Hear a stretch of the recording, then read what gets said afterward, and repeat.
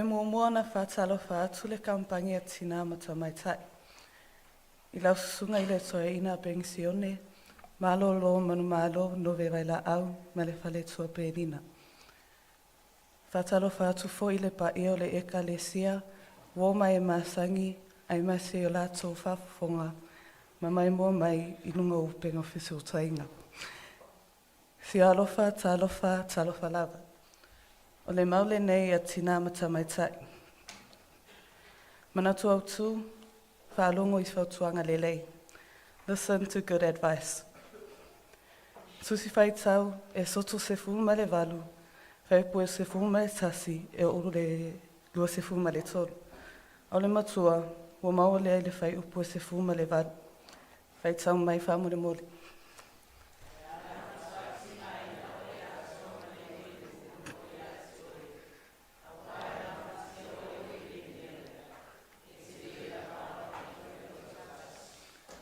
Whaftai. O le whaalongo i whautuanga lelei, o le whaawai papa o whaamanuianga, mo lowo langa i le lumanai. E whesosoani e whai whiliwhilinga sa o i le o langa, ma pui mai i whaafitauli, ma whao oso songa a le whilima le tia polo, e lama tia ai o tātou ola. E whaavainga ua vaivaina i aile ne manatu au tu. Vainga mua, e whaasino mai le atua tangata whesosoani a te oe. Vainga e lua, au e te manatu e te iloa mea uma. Vainga e tolu, e le aise tangata e vale i luma o le atua, ma le vainga e wha, o le toa wha whetalai, i mea tutupu le o langa. Vainga mua, e whaasino mai le atua tangata e whesosoani a te oe.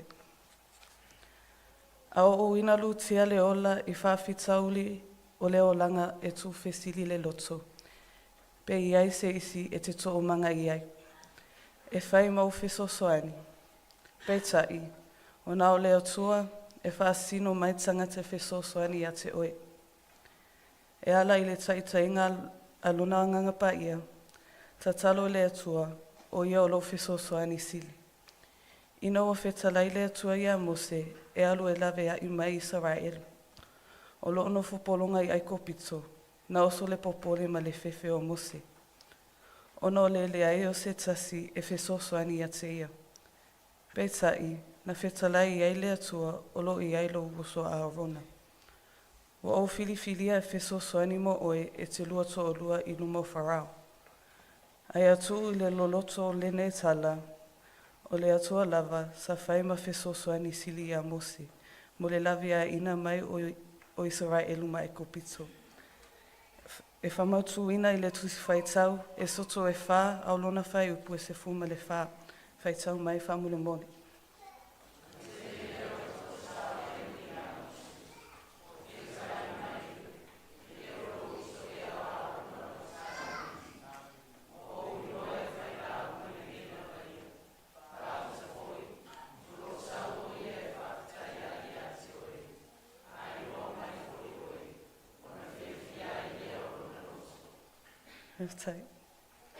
Vainga e lua, au e te manatu e te loa mea uma.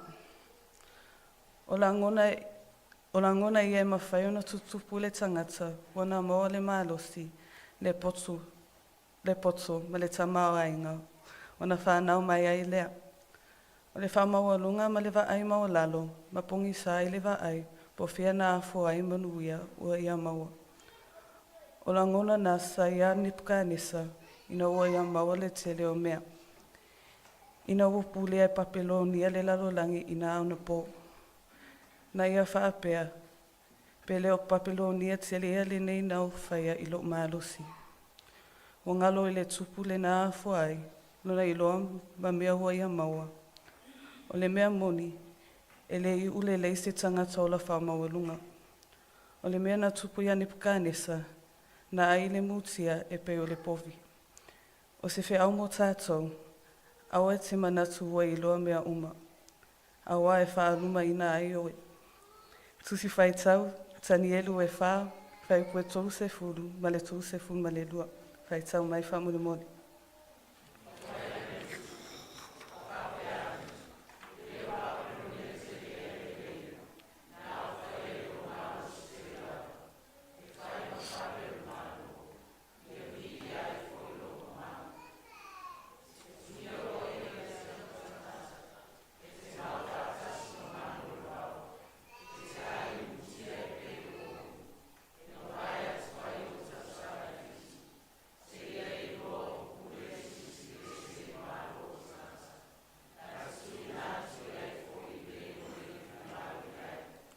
Haftai. Vaenga e tonu, e le aisi tangata e vale e luma o le atua. O le upu moni, e le mawhaiona sese e le whai upu, awa o le nā tua leo le tangata soifua. E wa ai le tino, ai le wa ai le loto. O le atua e sila o ia i le loto ma le anganga. Sa whape nā langona na o uifo i le to ta ua o koliata. Ina wa alu atu ta vita la te tau. O le mea moni, o le wa ai o a koliata ia ta vita i le nā teimi e wa lea. O nao se tamai titi, ai ngoro ia koliata, o lotunga tasi ta vita ma le atua. O le alafo i le nā, o le fefe o ta vita, na whaonga ina le atua le tamawa le vale o ta vita. E whaato i lalo ina e le tangata o la whaamaolunga. Awa e te manatu whātau waa i sri o usua tangata. Awa e le iloa po le nā tangata e awala mai ai le ngaruenga whaola le atua. E peo tā vita na awala mai ai le whaola tanga mo Israelu me le saua o Filisitia. Tusi whaitau mua le Samuelu ma tā upu se fulma le fitu, whai upu e whase fulma le toru, whase fulma le ongo ma le whase fulma le fitu. Whaitau mai whaamure moru.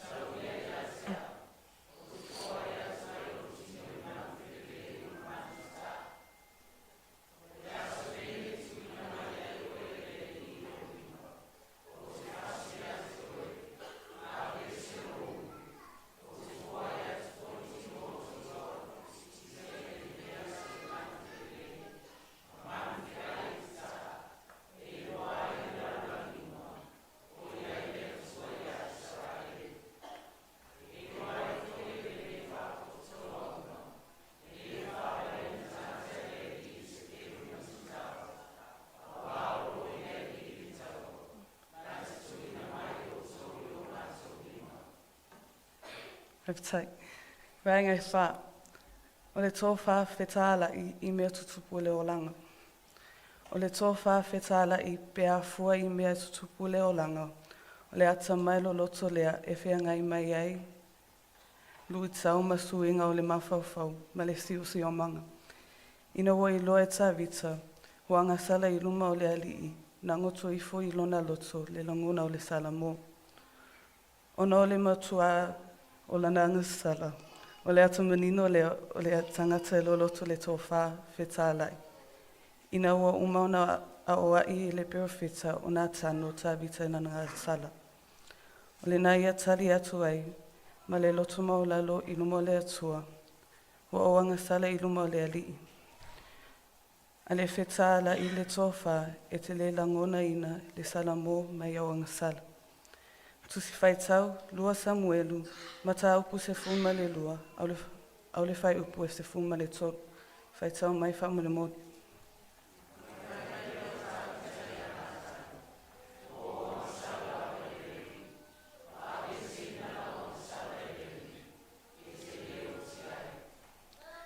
Whamanui e tele le atua i lau sunga le tua ina pensionia, malolo manu malo no ve vaila au. Whapea fo i le whale tua ia penina. Whamanui e le pa ia o le e kalesia, wō mai e masangi, wa tato whaitapu inga whātasi le nei asu sa autama whai.